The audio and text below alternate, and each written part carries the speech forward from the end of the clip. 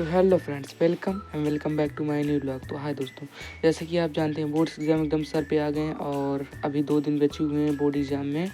और मैं आज बताने वाला आपको हिंदी में क्या क्या पढ़ना है, हिंदी में कैसे आपको कंप्लीट हिंदी इन 1 डेज, कि हिंदी का सिलेबस एक दिन में कैसे कंप्लीट करें, जो कि मैं कंप्लीट करने वाला हूँ।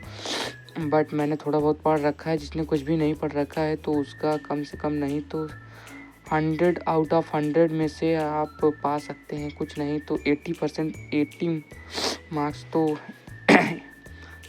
गेन कर ही लेंगे। तो आपको दिखाते हैं सबसे पहले हिंदी का ये रोड मैप। तो ये रहा, सबसे पहले हमारा ये पैटर्न है, जो कि पूछने पैटर्न नहीं है, इतने मार्क्स का ही आता है। हिंदी गद्य साहित्य का दिया है, ये तो अनप्रेडिक्टेबल है, इसका कोई पता नहीं है कहाँ से दे दे। ये 10 नंबर पता नहीं कैसे आ जाएंगे, वो पता नहीं चलेगा। बट गद्यांश आपका 10 नंबर, ज़्यादा कुछ करना नहीं है। 2 चैप्टर्स का गद्यांश आपको पढ़ लेना है और पद्यांश में भी आपको 2 चैप्टर कर लेना है। गद्यांश पे आधारित प्रश्नोत्तर आते हैं, जो कि 5 आते हैं और दोनों 2-2 नंबर के होते हैं, इसलिए हमारा 10 मार्क्स बन जाता है। और ये भी 5 नंबर के 2-2 मार्क्स आते हैं।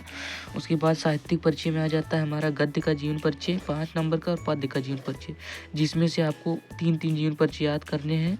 तो सबसे पहले आप इधर वासुदेव सर अग्रवाल का याद कर सकते हैं, हजारी प्रसाद द्विवेदी का, और इधर डॉक्टर APJ अब्दुल कलाम 3 जीवन परिचय इसमें से याद कर सकते हैं। और इधर हरिऔध जी का, मैथिली शरण गुप्त का, सुमित्र नंदन पंत का याद कर सकते हैं। उसके बाद आ जाता है हमारा कहानी वाला पोर्शन, जो कि कहानी में आप 2 कहानी पढ़ सकते हैं, एक पंच लाइट और दूसरा है लाठी। दोनों कहानी आप 3D एनिमेशन कार्टून की मदद से पढ़ सकते हैं एकदम।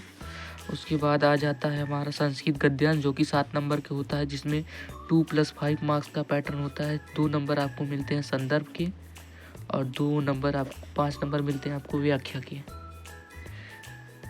के। तो आपको ऐसे मार्क्स मिलेंगे हिंदी में। और उसके बाद आ जाते हैं, आपको हम बताते हैं संस्कृत पद्यांश श्लोक आता है, श्लोक का भी यही मार्क्स रहता है। व्याख्या की जगह केवल व्याख्या ही करना रहता है। उसके बाद आ जाता है पत्र, जो कि 6 नंबर का होता है। पत्र 3 तरीके के होते हैं, एक प्रधानाचार्य को पत्र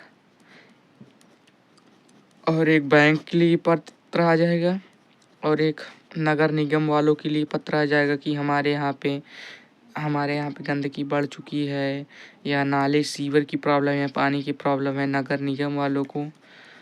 तो और निबंध आ जाता है 9 नंबर का, जिसमें से 2 नंबर आपके प्रस्तावना के मिलते हैं।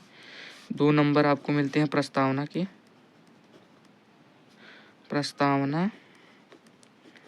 और बाकी के 7 नंबर आपको मिलते हैं पूरा डिटेल्ड वर्णन का।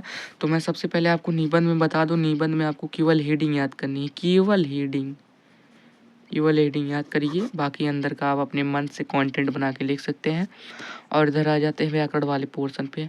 व्याकरण का पोर्शन रस छंद अलंकार आपको 6 नंबर दे देगा। अनेक अर्थी शब्द 1-2 नंबर के आते हैं, उसका मुझे डिवाइडेशन नहीं पता है, बट आप व्याकरण में अच्छा कर सकते हैं। तो खंड काव्य 5 नंबर का आता है, जिसमें कि गांधी जी के बारे में, उनका गांधी जी ने क्या किया, कि कैसे आंदोलन लड़ा, क्यों लड़ा, कहाँ लड़ा, ये सब के बारे में है। और ये भी 3D एनिमेशन कार्टून में आप भी इसे पढ़ सकते हैं।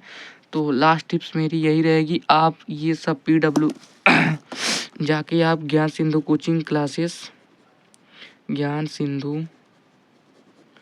क्लासेस या RWA या PW या विद्याकुल, जहाँ आपको अच्छा लगे।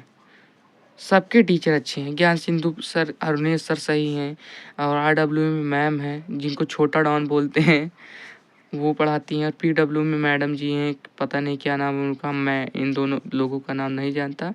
और ज्ञान सिंधु में हैं जो कि अरुणेश सर पढ़ाते हैं, काफ़ी अच्छा पढ़ाते हैं। मैं पर्सनली रिकमेंड करूँगा आपको ज्ञान सिंधु सर से पढ़ना चाहिए, जो कि बहुत ही अच्छे टीचर हैं हिंदी के।